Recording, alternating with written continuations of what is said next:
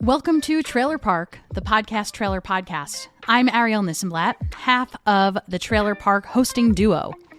Tim Villegas is my co-host with the co-most, and he is currently hard at work on his new podcast from the Maryland Coalition for Inclusive Education. You heard a trailer for that podcast a few weeks ago on this show. But Tim and I are also very hard at work getting ready for season 2 of Trailer Park. This that you're listening to right now, this is a bonus episode. In a few weeks, this podcast feed will begin lighting up again regularly with trailers from all over the audio world.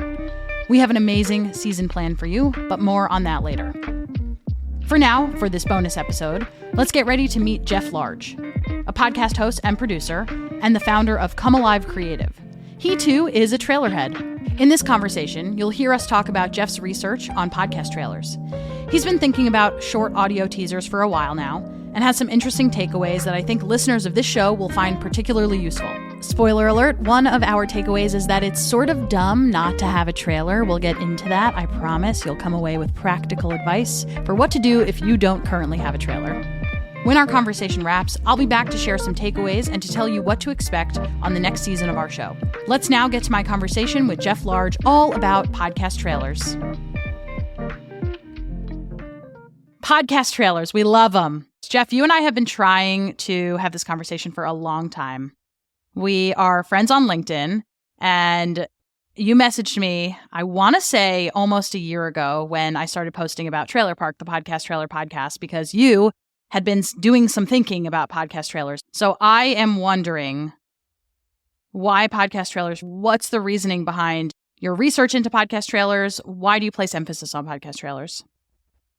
There's a lot of reasons. I think the top of mind one for me is that we're in a time, like you get all the arguments around podcasting if it's too saturated and all that stuff. I'm just going to assume that if you're listening, you think, no, there's still room and there's still plenty of space to go and have a podcast. But the thing that I have noticed is the details matter. And sometimes you can define that in different ways, whether it's hyper-focusing on quality or content, so you can have kind of some of those normal arguments in this space. But trailers are sort of this untouched thing that it seems like, again, some of this is just assumptions on my part, but it seems like we all kind of follow the same rules. And then so I just forced myself to pretend that I didn't know anything, and I started at ground level zero of like, all right, let's just throw everything I understand about trailers out the window. If I had to start fresh, what would that look like? And that's what sort of started my journey there. I love that. Let's back up a little bit, talk a bit about who you are. Come Alive Creative. What is it? What do you do? Come Alive I've been working in audio for a long time. I got a background as a musician. 2012 started my first podcast. It was actually for a different company. I had a board game publishing company with my wife and my cousin, and we wanted to figure out, okay, how can we learn and give back to people at the same time? I had all the equipment, so we decided to do a podcast. And it was during that time frame of roughly 2 years, 80 episodes or so, we were like, oh, wow, okay, this does have like legitimate marketing capabilities and legitimate business development capabilities. Fast forward a little bit, Come Alive originally started as a web dev company. And very quickly, I got sick of making websites for people. It just wasn't very fun. And so I pitched the idea of a podcast, like kind of like what everybody knows as branded podcasts now, to one of our clients. And initially they were like, nah, I don't think so. And then 6 months later, they came back and they're like, we can't shake this idea. We want to go for it. And that was the first time that I was like, all right, this is viable. And I ended up in 2016 offboarded all of our web dev and then went completely in on full service production on the podcast side for just a bunch of different clients. Wow. Interesting. So now what does the company look like? How many podcasts are you producing? What kinds of shows? Are they all branded? Yeah, I would say we purposely run more on the boutique side of things. So we have a smaller client base, but some of our clients were producing 4 shows for them. They're kind of building their own networks, like that sort of a thing. We're working mostly with kind of mid to maybe enterprise level businesses or organizations. We're definitely industry agnostic. So we have footholds in things like commercial real estate, like generic business. So one of our clients would say be EOS Worldwide, and they do kind of like a business framework. And then we also have some stuff saying like public sector, where we're working with the former Secretary of Defense and some people in cybersecurity and kind of national security. What I've sort of discovered the linchpin is it's just people who care about degrees of really customer acquisition at different points of the funnel, whether it's kind of the awareness end of it or whether it's actually converting them over into sales or leads. But anywhere in that realm, sort of the person who's charged with that task is usually who we end up connecting with. That normally looks like a business owner or say like a marketing lead, something like that. Do all of your clients currently have podcast trailers available to listen to? Most of them, I believe, do have trailers, and most of them we're usually launching a new trailer as we do a new season to sort of update where we've been and where we're going. And you're here today to talk about trailers, so I imagine that you push for trailers within the production process for your clients. Yeah, they just make sense on multiple fronts. It's sort of dumb to not have a trailer, in my opinion. Thank you. Yes, I'm going to take that out. It's sort of dumb to not have a trailer. Let me look right at the camera. It's sort of dumb to not have a trailer. It's sort of dumb.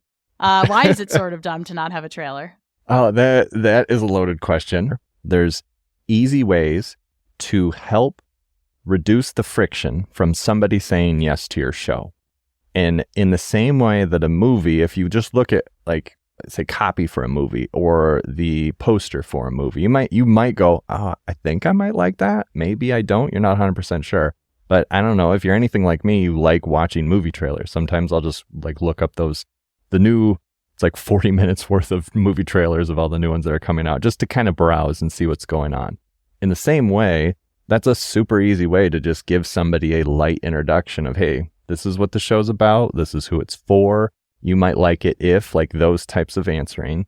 And then kind of underneath that, it just shows you care. There is a lot of association from what I could see from my own research that some of the top shows do have trailers. And it's just a very low-hanging fruit, easy way to tell your audience, like, hey, I put in this tiny bit of extra effort to hopefully save you a lot of effort on the long run and to ease that lift or lower that lift of, I want to try this thing. Sometimes I'll be chatting with people about their podcast marketing strategy, and they'll have seen blog posts here and there about why you need a podcast trailer, and their question is something along the lines of, do we really need a podcast trailer? That's usually towards the middle of a season, or maybe if they're launching a new season and they're thinking maybe this will help us in the long run potentially reach new listeners or nurture our existing listeners. So do you ever get that sort of pushback? Do we really need a podcast trailer? With most of our shows, we're starting them from the beginning, and so we don't have to double back. But even if you were going to double back, it's worth it because there's enough platforms now that you can designate your podcast trailer. And so even right now, if you are, say, partway into a season or you've been going on for a while, even like I said, it doesn't have to be the very beginning of your podcast. It could be in between seasons. It could just be a check-in. If one doesn't exist at all right now, to put one at the front end, it's not going to hurt you. If anything, it's just going to help, like I said, get more people in. And then especially when you have platforms like a Spotify or something that's going to designate it as, hey, here's the trailer and put it front and center. It's just sort of confusing. It'd be like, oh, why not? Like, why? Sort of dumb not to. I heard yeah, that exactly. I heard that before. Somebody said it's sort of dumb to not have one, and I stand by it. So you wrote an article called Why You Should Ignore Most Advice About Podcast Trailers and the Advice You Actually Need.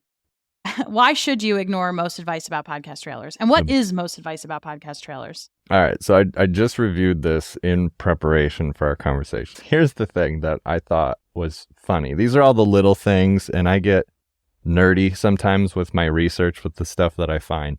But part of the reason I think we should sort of throw this out is a couple things. One, in actually researching this from a Google standpoint, I'm looking for things like podcast trailers, those types of keywords. I sort of put on my marketer SEO hat for a little bit. One, everybody's saying the same thing. You're getting a ton of advice around 30 seconds or less, cover XYZ, like all of these things that just put you in this nice, neat little box. But what happens is that it just becomes commoditized. It sounds like everybody else. The other thing that was almost funnier to me is that on Google, you have that people also ask section that comes up pretty close to the top, kind of above the fold in the search.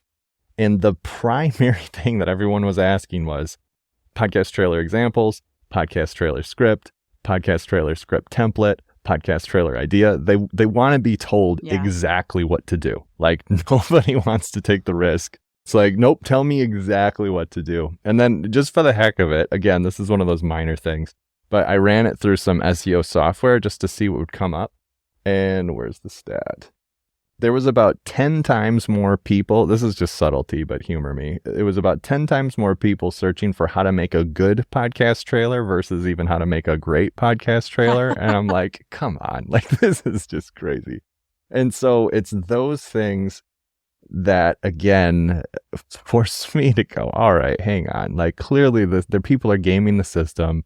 They're trying to give this generic advice so they can pull top rank like on this keyword set.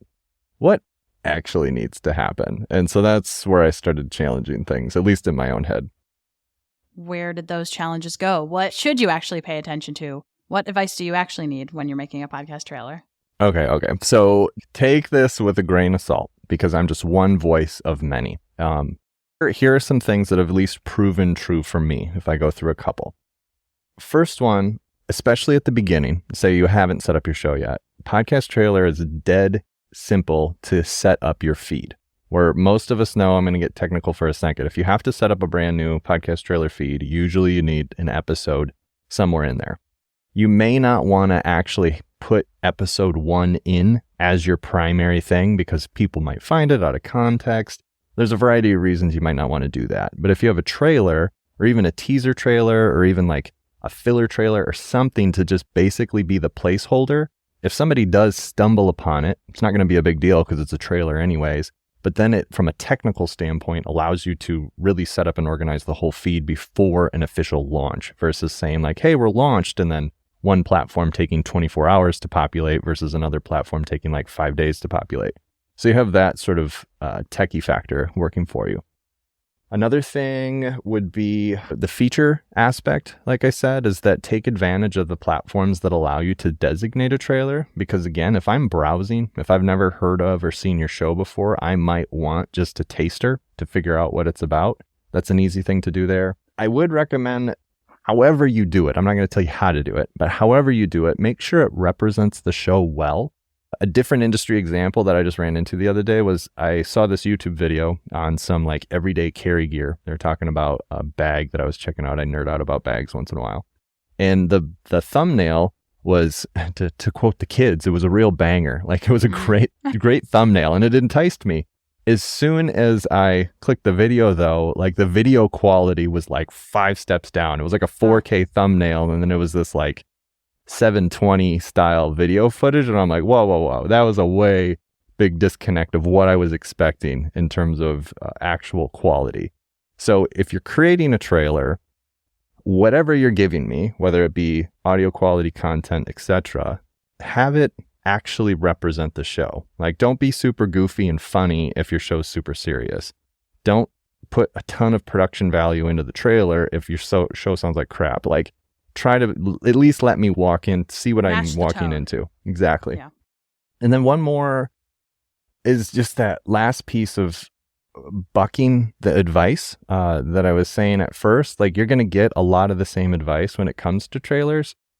Just experiment, like play around with stuff. So I learned a lot from looking at different movie trailers and what they've done because they've been doing it a lot longer than us. And so that's where I pulled some of my information from just to get ideas.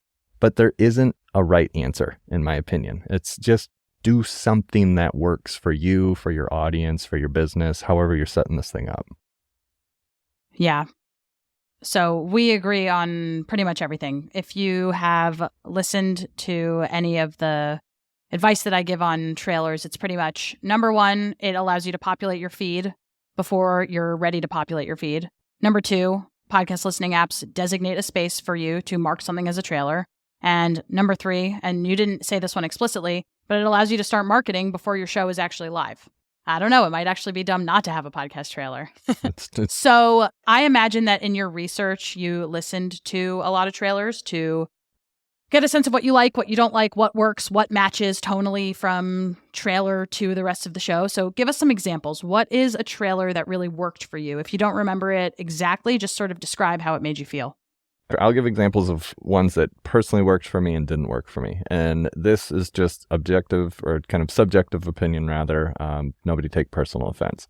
And I think time matters too, because again, a lot of the advice you get is like 30 seconds or less. But to me, it's a wash. It's not a matter of length. It's a matter of engagement. And the two that come to mind as I was doing my research is one was Deep Dive with Ali. I don't know how to say his last name, so I'm not going to say it out loud. And then another person who I don't know their last name, but the Mindset Mile. Both of these were listed in one of the articles that I read as quote unquote great podcast trailer examples. The problem for me personally is they both clocked in at about 2 minutes. So first gasp, oh my gosh, they went over 30 seconds. But I found myself getting bored at the 50-second mark. They followed a very traditional and expected, predictable format. And by the time they got there, I found that I had most of the information that I wanted. I was able to make a decision. It's less than 50% of the way through. I'm basically out. Now compare that to something different. A series that I really enjoyed was Wind of Change. You listen to their podcast trailer, they're almost 4 minutes. They were 3 minutes and 39 seconds long. I was engaged the entire time. Like at no point did I think about hitting pause or exiting out or anything like that. And again, I bring those two examples up because we're talking about both of the shorter ones that were listed by an article as do this thing. I, as a consumer, bailed. I didn't want to listen anymore. But this other one that was just from a series that I enjoyed anyways, part of it was because I listened to that trailer and I'm like, this is fantastic, and wanted to actually get into the episode itself. Let's go a little bit more into the Wind of Change trailer, because that show, really highly acclaimed, investigative show about music. And I'm always curious, we talk about this a lot on Trailer Park. Where's the balance between giving enough away that you want people to check out the rest of the show, but not giving too much away? How do you strike that balance? And how do you also make sure in your trailer that, you know, not everyone's going to listen to your trailer. So you don't want to give away crucial information in the trailer that people won't get when they tune into episode 1. So how do you strike that balance? You're talking about two tensions, and we have to learn how to function between the tension, because one school of thought will say, frame this up exactly what I'm going to get. Don't leave anything to chance. Tell me who you're for, what you're delivering, all of those kinds of things, so somebody can just make a very educated decision. And the other school of thought is more along the lines of that story narrative, that type of a thing. You're not going to give away the climax at the exposition of the story. You need to figure out where to live. To me, going back to the movie scene, I really, really like, say, Christopher Nolan, the director. When you watch one of his movie trailers, it usually makes me enticed. Like there's something about it with the way that it's built and composed that I'm like, holy crap, like this is pretty interesting. But it never gives away any like really critical points of the movie itself. Probably the one that stands out to me the most of his movies, it wasn't necessarily my favorite movie that he did, but the Interstellar trailer, like all of the Interstellar trailers, you watch them, and if you've seen the movie, even though it's old, I won't spoil it. There's like this really critical part of the movie that sort of tells everything. There is nothing about that in the beginning, like in any of the trailers, like doesn't even allude to it. But it's still, every single trailer does an extremely good job of being accurate to what, like you were saying, matching the tone of what you're about to get into as the movie. Yeah. And so to me, it's like I would look at examples like that to figure out where it is. Maybe the other point too, though, is really thinking about what kind of show you have. Because say the shows that we're doing that are more traditional B2B, business-esque type of shows, I'll be a little more forthright with the type of information that we're giving. On the other hand, some of our shows that are more narrative, I may tease that a little bit more. And then part of this is just flow of consciousness. The last thing too is that you may do more than one trailer. Like we've played around with like a teaser trailer. And so there's a show that I produce personally. It's kind of like my sanity move just to get me out of the traditional B2B interview space. I'm doing a field recording show. And the very first trailer that I released was like literally a line. I forget even what I said, but it was just one line and that was it. And then we let that sit for a couple weeks. You can do whatever you want. People forget that. Yep. And then like the next trailer that I dropped, I think we dropped like 3 trailers on that show just to be able to, like you said, market it, tease it, see what happens, test it in general. The next one, I actually kind of explained what the premise was. And then the last one, the trailer 3, I think was like an actual example, like a shorthand version, because most of the episodes are roughly, I want to say 40 minutes to an hour long worth of nature recordings, but the third trailer might have been like 2 minutes, just to give you a little taste of what's happening. And so depending on factors like those is really completely up to you on what you're telling your listener. Yeah, and listeners of Trailer Park will note that when we launched season 1, we started with a pre-trailer that was 34 seconds long. Then we had a trailer that was about a little over a minute. And then we had what we called a teaser, which was 3 minutes long. All of those we marked as trailers in our hosting site, OSHA. And if you look on any podcast listening app, they will all be marked as a trailer. So you can play around with format. You can play around with real estate within your podcast listening apps as well. When you did it that way, which one did you see the most engagement with? Well, we dropped the first one. We dropped the pre-trailer 2 weeks before the actual trailer and did not push it at all. Because again, it was really just to populate the feed. We got the most engagement on the second trailer, which was the minute-long trailer. Okay. All right. And then do you have an idea why? My guess is it's because it was the most streamlined. It let people know exactly what they were going to get out of the show. And then our teaser was a little bit more banter back and forth between my co-host and I, less necessary to the plot of what we were doing. It's fun. If you like us, you'll like it, but it's not necessarily something that you must listen to in order to get the gist of what we're going for. Right on. All right, cool to know.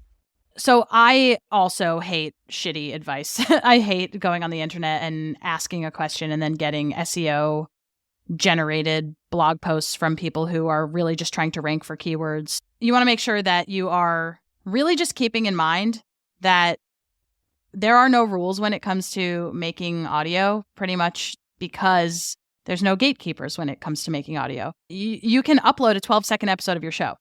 That is really just still an episode. You can call that a trailer. You can call that a bonus. You can call that a regular season episode. You can do whatever you want. And that's all to say, if you see somebody speaking in definitive terms about what makes a perfect podcast trailer, I would throw out that piece of advice. How do you respond to that? I agree. I'm not giving you much controversy here, but the whole idea, the whole idea of like a silver bullet. I don't need controversy. I agree with you completely. But no, for real, there is no silver bullet. And I like the fact that you point that out, that there is no gatekeepers. Even some of the old, right? Like when you look at radio and how radio's transitioned over in that crossover between podcasts, there's some different shows and some different individuals that I listen to that may have stronger opinions about how to do a thing. But again, it's just a point of reference. That's it. You can do as you see fit. You can do as you like. And then even as I go back to some of the research that I did regarding like the movie industry, there's a few rules around that. Like you can't go above, say, I think it's 2 minutes and 30 seconds is what every trailer has to be capped at. Or I never knew that before. But there's been some that are like 11 seconds that have dropped. And so it's all over the place in terms of those things. And also throw people off a little bit, right? If you're expecting a traditional trailer, if you can subvert people's expectations, that's a really great way to get people to pay attention to you. Yeah, you see it happening all the time. Like I pull a lot of my references outside of our industry because it's like I'm one of those guys, I've said this before, where if I had to choose between hanging out with a bunch of podcasters or basically never going to the podcasters again, I would probably go hang out everywhere else because there's just so many interesting things going on around us. And it's like, if I look over at the lumber industry, what in the world are they doing that I can pull from that would be interesting? If I look at the movie industry, if I look at, like we were saying earlier, cybersecurity, what weird things are going on there? And then just use it to inform what you're doing. I'm somebody who believes that you become a better student of podcasting by listening to other shows. You become a better student of writing when you become a reader, or when you become more and more of a reader. So I am a big fan of becoming influenced and listening enough so that you can draw distinctions between what you like and don't like. And over time, that will help you gain your sense on what you should do and what you feel confident in doing. Does that fall in line then with, say, the belief of like learn the rules in order to learn how to break them? Like, I think is it so. that kind of mindset? Yeah. Okay. All right. Yeah, I think so. I think you can tell when people don't learn the rules, and sometimes it works. Sometimes it really works for people when they don't learn the rules and they just go, go, go. Other people seem arrogant. So I think that there's a balance there, and some people get lucky, some people don't. Yeah, and obviously this extends beyond just creating a trailer. You know, we're speaking. It only applies to creating a trailer. We're speaking specifically about trailers on this show, on this episode, but everything applies to creativity in general. Everything applies to playing with audio. So zoom out, my friends, and go forth. Tell us where we can learn more about the research that you've done on trailers and what you hope folks take away from that research.